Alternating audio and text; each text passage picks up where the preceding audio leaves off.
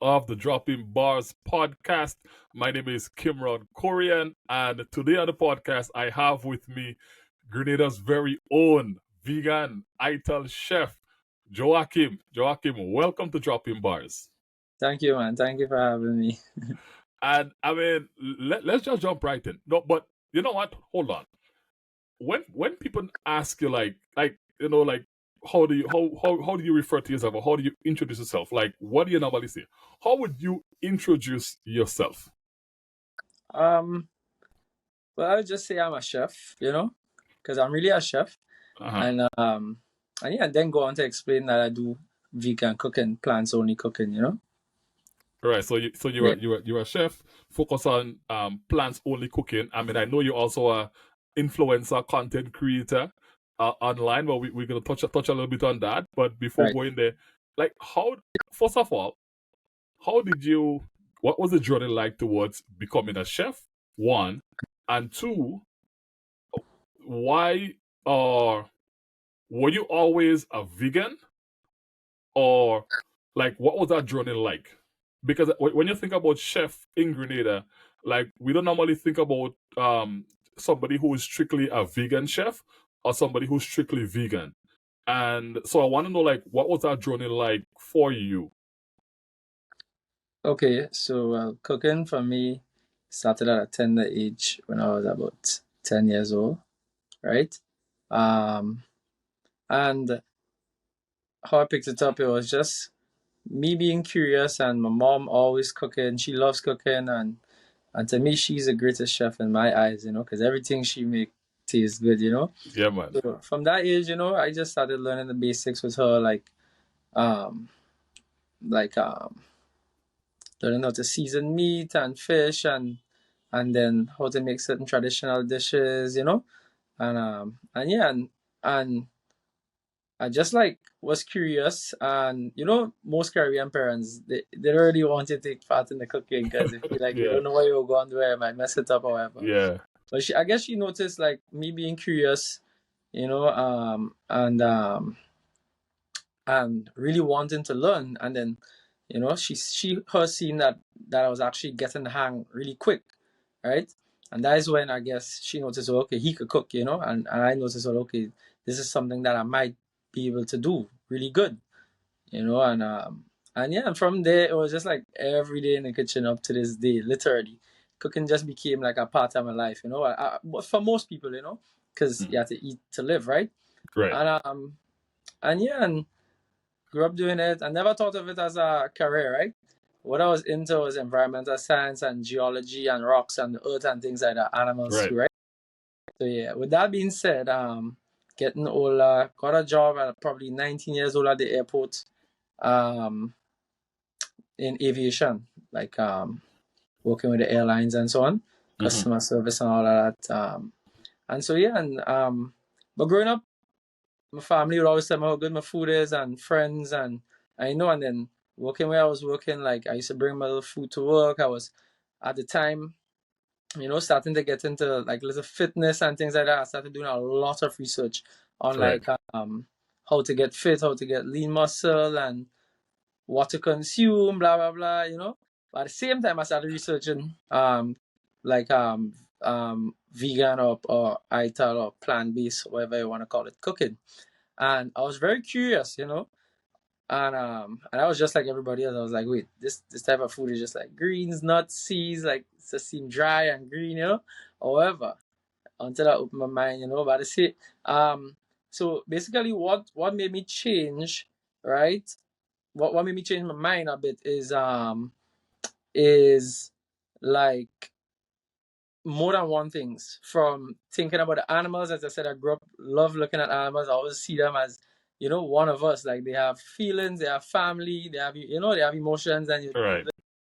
feel a connection, just like a dog, or even the fishes. And I just always love seeing them being free in the wild, doing their thing. and Mm-hmm. um and so yeah, so that was one thing that prompted me, like, so eating the meat became a bit harder, or the flesh from the animals, like, because to me it's like, okay, they are my friends, that, Right. I mean, not everybody feels that way, right? But that's how I felt, at least, right? So it's like, why am I eating it? But at the same time too, like, because I started looking at it different, it became kind of like scornful to me, I would say. That's the right Mm. word, yeah. Because that's how I felt at the time, like the fish and the meat. And I just found myself like um like ordering more of the beans or the vegetables or whatever when I ordering food, because sometimes I would buy the meat and I would still not be able to finish all. So I was like, let me just try it out. Let me just try not see if I could eat without that. Without meat. Obviously with research, and seeing Hmm. where I could get. Well, at the time, the thing was where you getting your protein from, at the time, Right. and so for me, it's like, okay, where I get this protein from? Where I get all this omega 3, B12, all these things. So obviously with research, I figured out that I could get literally everything, and so I just started eating that way, and I started liking it. I started changing my cooking style at home, and as I say, I was getting into fitness and all of that. So I was cooking a lot of my food, going to work with it, and everybody at work was like, sell this food because it tastes so good. Bring some for me, they would pay me. And at the time, I didn't have the confidence to like turn that into a business. But this one person, just like encouraged me that one day, like because people constantly encourage me to like do it, right? But as I Hmm. said, I didn't have the confidence. But sometimes like you want to do something or you feel like you could, but you don't have the confidence, and then you Yeah. just need somebody. Like everybody just needs somebody to just push them one day, right? Yeah. Or to just Or believe in sometime them. in life, right? And that person just like put up my socks that it was like, listen, you're going this evening. At the time, it was aloo pies. I brought some aloo pie soak, which is like a potato pie, Yeah. and there was like you're going home, you're going and get ingredients, you'll wake up early, you'll make some, you'll come to work with some early enough so you can do a side hustle and start the shift, right? I used to go to work for like 11 o'clock in the day, and so literally like the same day, I just did like 20, I was like, all right, all the airport staff started ordering, like, well, not really ordering, like from the time I pulled up, everybody was just like, it was just like wiped out before I could even clock Gone. in. So Gone. obviously that opened my eyes, no, right? Like doing that for the first day and then hearing the reviews right there, like, okay, this pie is real good. When you bring in more, like obviously that's like the adrenaline now and like, okay, this could be a thing, And that was back in 2019. I started the side hustle. And then I started doing little food too because I always wanted people to know that I could not just like, because I felt like at the time the aloo pie was blowing up. Within 2 weeks, I was selling 100 and something on my day off. I was going around doing Yeah. deliveries, I remember them Alpine days, man. Right, right. So and at the time, everybody was like, it blew up on the island. Everybody was like Alu Pai Man. But in my head, it's like, okay, before this turns into just Alu Pai Man, let me. Basically, it's like a business strategy. Let me hit them whilst it's hot. You know what I mean? So I Yeah. was like, okay, I want everybody to know, just like when they're talking about this Alu Pai, that I can cook and I can cook real good, right? So I know having this battle in my head because I just like probably halfway through transition and I'm really passionate about eating clean and eating plant-based and things because, so in my head it's like, okay, in the Caribbean and Grenada it's like everybody's meat eaters, everybody love this and that. So I was battling in my head, it's like maybe I could just be vegan. Like that's for me. Like I don't want to put down nobody and try to encourage nobody to buy that or anything. And I was talking to my friends and like, like for like ideas like what to do. Like, this is what happened with me, right? Like I feeling to eat this way, but it's like, and I feel like I want to offer that too. I feel like I want to, like, because I used to struggle to find that type of food too. So I was like, what if I offer it? Because I love feeding people. I love seeing them enjoy good food. I just obsessed with food. So I was like, what if I just offer that? And some of them advised me, like like take a chance, and if not, then maybe do the meat and fish, do the regular, because that's what everybody into. That's where the money is, business we Mhm. talking, right? Right. Before I went, I had to do like to really launch that food thing, and I really when I now started transition, and I really did start doing fish and meat a little bit. I used to just eat a small portion of like like lunches, like probably just five, because I couldn't take on too much. Right. Some days when I'm not doing the aloo pie and like workers, especially would just order, and I just try to keep it like a small circle. Hmm. Flight attendants on the flights would be ordering because they really love it. And then, as I said, like the transition happened. Fast forward back to trying to make up my mind as to what to do. COVID had hit, and I was like, okay, the business was now kicking up, and it's just like COVID just stopped. Sorry, like, well, yeah, stopped everything kind of, and now I get to experiment even more with food, and I started to feel more confident with that type of food. So I was like, you know what? I'll just follow my heart. This is how I feel about this type of food, and I would offer it. Those who want it, those who need it, will Mm-hmm. come for it. And then it was just right off the bat again, just like the aloo pie. Everybody started talking again about this vegan food now, you know? Yeah. And the aloo pies, and I did this beetroot burger, which was like a hit, you know, and everybody talking about it again. So I feel like people started becoming confident because it's like to them, it's like if you can make beetroot taste this good, because everybody hates beetroot, right? Including me growing up, that was like probably the one food I hated, you know? Right.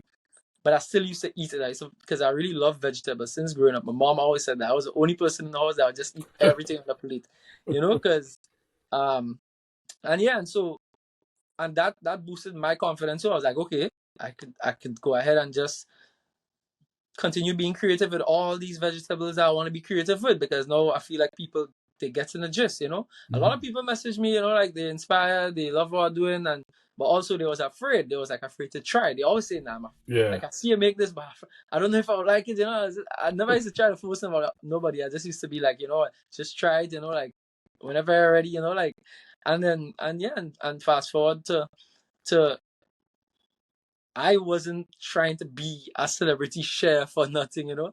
I just wanted to make good food. But at the same time, honestly speaking though, I'm not about the celebrity life or anything. Like anybody who knows me, like I just humble, I just, you know, trying to stay grounded as possible, no matter who I cook for one day, no matter how much money I make, you know, like that's not about Mm-hmm. that's not what my life is about. And even with the business, like um I'm not about like, what's the word, like making money out of food, like is not a priority. Yes, you have to make money to keep it going.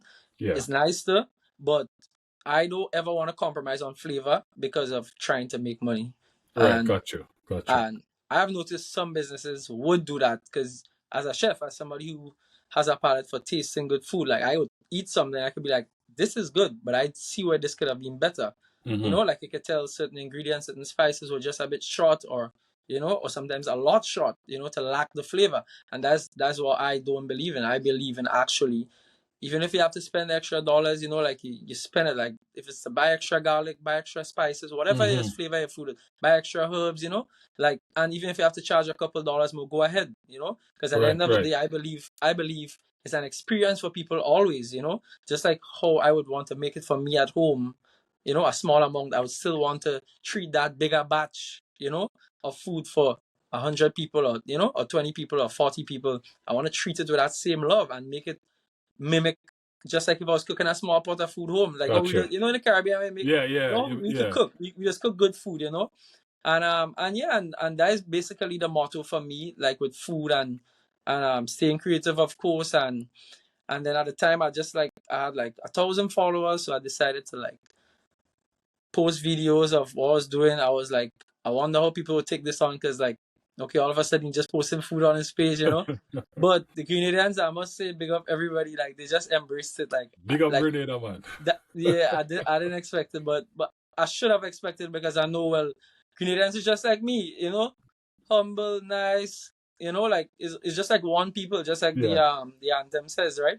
I really felt that a lot, like, you know, people embracing that. Even people who was afraid to try the food, they would always post it. They would just post it, you know, like because they understand, well, okay, you know, They're all this sharing is the love. They're sharing encouragement, the love. and I'm real thankful and grateful for that, you know. And and yeah, basically the page grew, and I just kept being creative. One thing I always had was a creative eye for like pictures or Mm-hmm. videos. So I just like use that to my advantage, to like learn, understand how to record food, how to take pictures of food. Still not perfect, you know, because I never studied or went in deep into researching about um cameras, or like recording, or like filming, or Mm-hmm. anything like that. You know, I just go based on experience and just try to get the best lighting and things like that. So, and yeah, me doing that and seeing videos or like pictures getting the engagement, and people what's the word, people craving your food just Yeah. through picture or video. It meant a lot to me, you know. But also too, I must say, like the word of mouth, it helped a lot. Like people literally People were saying in talking real life about it. that this food tastes good, and then also seeing it helped. You know, it's Right. like, So okay. we know this food is good, even if we just saw it on Saw it online, because we online. hear in the hype, and everybody talking about the hype, and they waiting to taste it, and they come and they taste it, and are like, all right, this is not just This hype, this and this every time this they'll say tasting that good. it's not just hype, it's really this good, and it means a lot to me, man. So let me You ask you. So one, and I want to go back to the social media for a little bit, but before I go there, know? one, how do you come up with the dishes to create? Like, do you just experiment with it, or do you follow a recipe, or are you creating Mhm. your own kind of recipe style? Like, because I see some things that you do, and I'm like, huh, I wonder if you just like experimented and came up with that, Mhm. or do you like maybe have like a vegan recipe book that you follow, or Mhm. how do you come up with those all those creative dishes that I see you're Right. baking? All right. So first things first, I have never really followed a recipe book.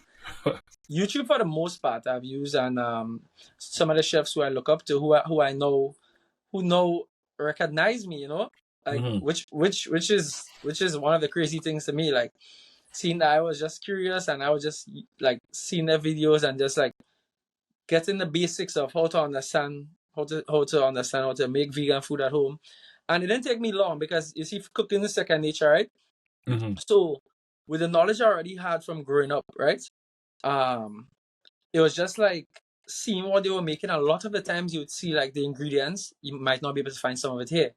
But I don't worry too much. So I used to, and up to this day, you as a chef, you would see a recipe, and you don't necessarily want to make the exact same recipe. A lot of the times, something Hmm. hits you, is like, wait, I could add this, or I could take out this and put this instead. And that is how a lot of the recipes come up, as you asked a while ago. Like Okay, just based okay, on inspiration, and then inspire you to do similar, but sometimes different. okay. Got you, So got you. that's one. But also too, as a chef, like for me, every day food is always in my head. So I would make up a lot of new dishes in my head almost. Uh, the majority still in there, because it's only so much I could create, as the Right. day go by. But I just trying to just bring forth all of them from out of my head, and literally put it out there, and hopefully even one day create a recipe book, and like share that with the world. Yeah. Gotcha, gotcha. What's your favorite dish to create or to make? I get that a lot, but everything is everything. I just love Right. creating. It's hard. It's hard to It's say, hard to because choose. it's very hard, because yeah, every time I find myself loving something new, because I always Hmm. making something new to blow my own mind. Right. Yeah. Okay, so let's talk a little bit about the social media and being a content creator now, because Mm-hmm. like your social media is, your Instagram and everything is just popping off. Mm-hmm. And the when I check out your pages, your profiles, wherever, everything is really great. Now, would you say, and I think you alluded to that a while ago, but would you say that the social media has really pushed, yes, the word of mouth, and everybody kind of got to know you from Alopine to cooking food. But would you say that social media has been one of those things that has really pushed you into the spotlight, where everybody knows you, everybody knows about the ITEL chef, the vegan chef in Grenada, and would you say that has helped create even more opportunities for you? Mm-hmm. Definitely yes. It's like like this business could have been successful without social media, just in Grenada, by word of mouth. But to get further in Grenada, definitely social media did that. So I ended up going to Barbados twice, doing pop-ups at restaurants. In Dominica at a food festival event, and then in New York in just a pop-up for the first time a few months ago. All Mhm. successful. People walking up to you like, okay, we know you, and things like that. So it's social media. It's not word of Yeah. mouth in Canada, because so it's really the social media did that. And that's the reason why I used social media too at the time, that's what prompted me to like post it there. I was like, okay, you want to start this business, you don't necessarily have to pay for ads. Why you have this app that you can just use for free? Why not use it? So I decided to use it, and yeah, and up to this day, that's how I use it, as a tool to just put anything I'm doing out there, and yeah, it definitely help the business a lot because so many people have flown to Grenada just for my food, and Wow. they would let so it's not just as but based on assumption, like, and that really touches me a lot. So yeah, I must big up Instagram, big up Instagram, Big up Mr. Mark for buying Instagram. yeah. Yeah, no, but that's good. That's good because I do see some of the people that sometimes they will fly into Grenada for whatever reason. They might be Mhm. influencers as well, content Mhm. creators. They come to Grenada and they come and they will create. They will come meet you wherever you are, create a dish with you. I mean that's just amazing. Mhm. And so now let's say for people who are thinking about using social media in, let's say, in their business, or Mhm. trying to use social media to sort of get the kind of to communicate their business, communicate their brand, all the like what you did. What Mhm. what kind of encouragement would you, or what kind of advice can you give to somebody wanting to explore using social media to maybe even get to a percentage of the success that you've been having on social media? Okay. For any business, right? Not just food, right? Yeah, for any business. I mean, it could be Okay. food, it can be for any business, just Mhm. general.